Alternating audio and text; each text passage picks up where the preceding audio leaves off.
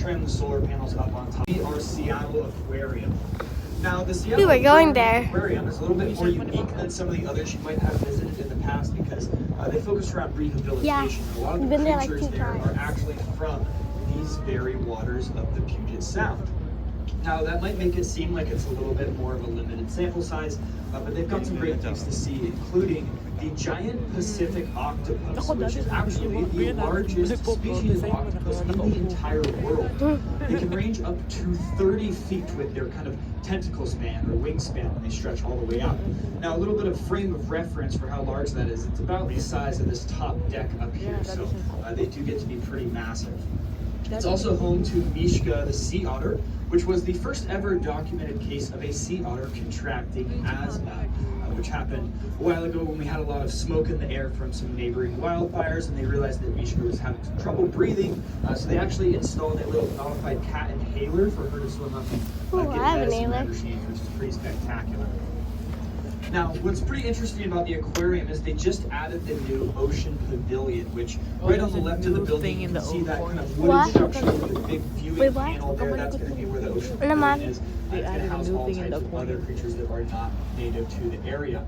But most excitingly for people visiting Seattle, they also added this huge concrete walkway there. You can see it's pretty busy. That's actually going to connect the downtown waterfront right by where you got on the boat today up to one of the largest tourist attractions in the entire city, which is going to be Pike Place Market. Now, if you don't know where I'm talking about, it's a little hard to point out, but I want you to kind of look halfway up that hill there, and you can see kind of the green slanted metal window way there. You can follow that to the right to the beige buildings. If you've got really good eyes, you can make out the back black letters of the Pike Place sign there, but that's going to be the general area of where the market is located at. Now, out of everything we're going to see on the tour today, it's probably the one place that actually looks better from land rather than the boat, but it's definitely somewhere I would add to your bucket list of something to check out. It's not only a tourist trap, however, the locals use it all the time.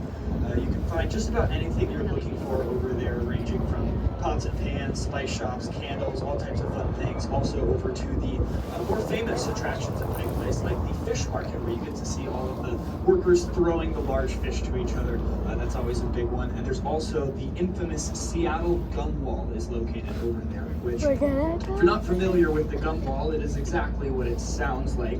It's a large brick wall that kind of got going by people who were entering into a nearby theater, and they couldn't bring their chewing gum in with them, so they would stick it to the brick on their way in, and it turned into its own kind of phenomenon and work of art. It's gotten so big now that about 2 years ago we had to remove 2 tons worth of gum